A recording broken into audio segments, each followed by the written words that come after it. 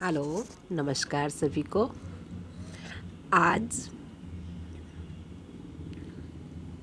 पतंजलि योग सूत्र का जो नेक्स्ट नियम है, 5 यम हमने समझे थे और 5 ही नियम होते हैं। जुकाम होने की वजह से आवाज़ थोड़ी सी हार्श हो गई है। इसमें जो नेक्स्ट नियम है, चौथा नियम, डिवोशन टू गॉड। जब हम 5 यम हमारे सध जाते हैं तो उसके पुरस्कार स्वरूप कुदरत हमें दर्शन देती है, यानी हमें डिवाइन के दर्शन होते हैं। असली गुरुदेव जो ब्रह्मांड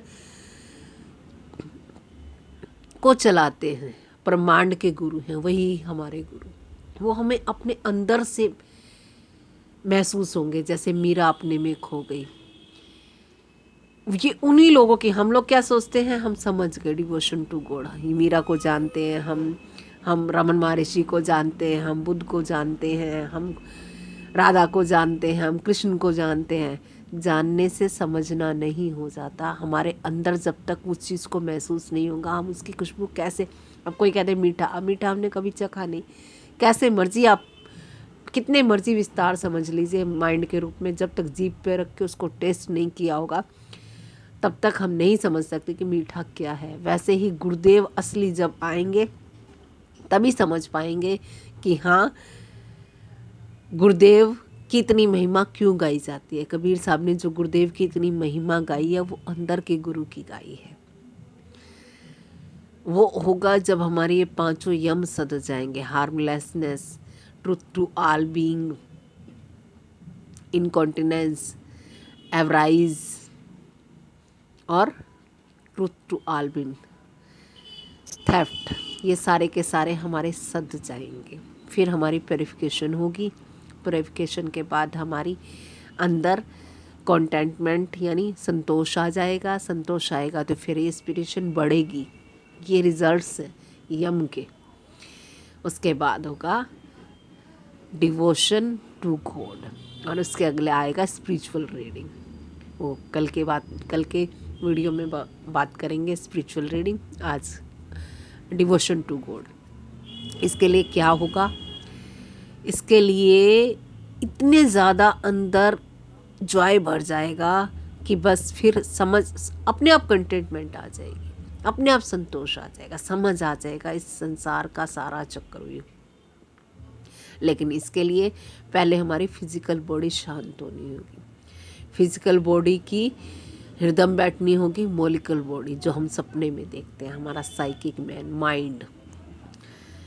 उसके बाद इलेक्ट्रॉनिक बॉडी जिसमें हम गहरी नींद लेते हैं। इन तीनों का लय होगा, उसके फलस्वरूप हमें डिवाइन के दर्शन होंगे। डिवाइन यानी सत्यम। हमने 3 यूनिवर्स के बारे में आगे आने वाले टाइम में समझेंगे, जो आशीष शुक्ला जी ने समझाया है। सत्यम, तपा और जना। सत्यम से डिवाइन आती है, वो तपा से होती हुई, जना से होती हुई हम लोगों के अंदर है। वो गैलेक्सी से भी बड़ी है जो हमारे अंदर डिवाइन है। लेकिन उसके दर्शन कब होंगे, जब 5 यम सद जाएंगे। ये एक डांस की तरह है। जैसे डांस करते हो तो एक दूसरे से टकराते नहीं है, एक रिदम होती है। वैसे ही एक रिदम हो जाती है। स्पिरिचुअल पाथ में हमें खुद ग्रोथ महसूस होगी। कुछ इच्छा, जिसे कहते हैं ना, इच्छा मरती नहीं है, इच्छा पैदा ही नहीं होगी। सब कुछ व्यर्थ लगेगा इसके आगे।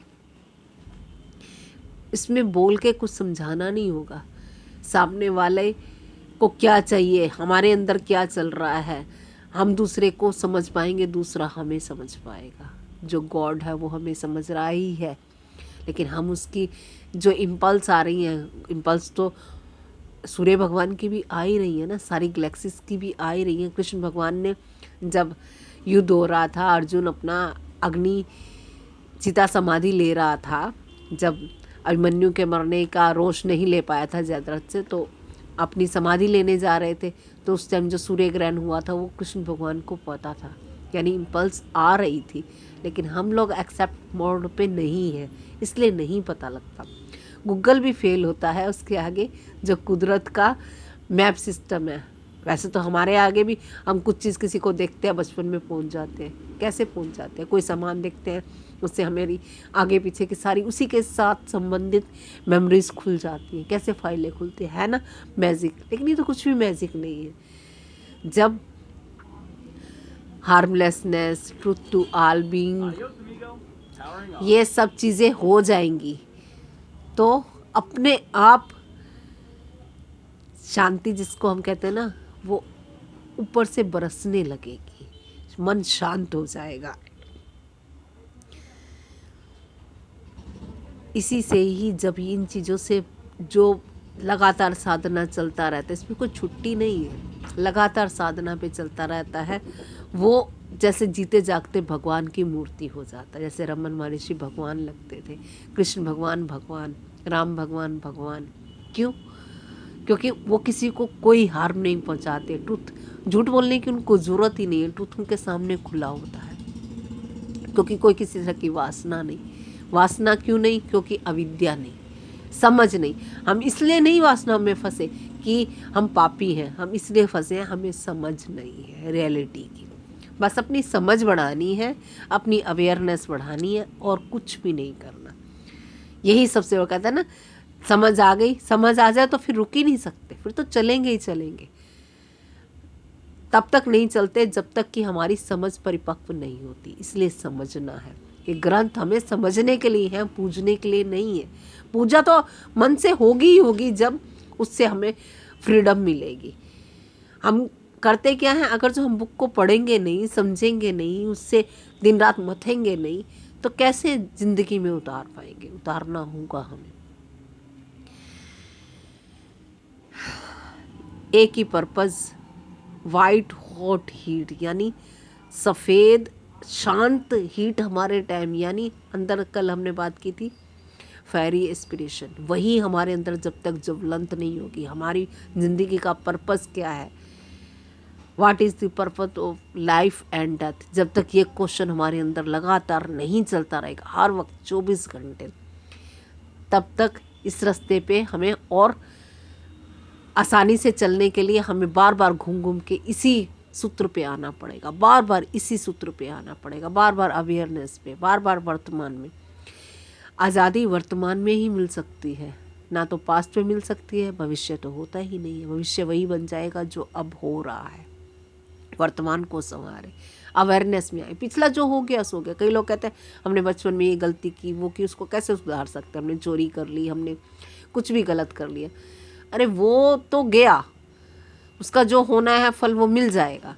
उसकी चिंता करने से कोई कुछ नहीं है। उसे अनुभव लेके वर्तमान में सुधरते चले जाओ। वर्तमान हमारे हाथ में है, भविष्य भी हमारे हाथ में नहीं है, भूतकाल तो चला ही गया।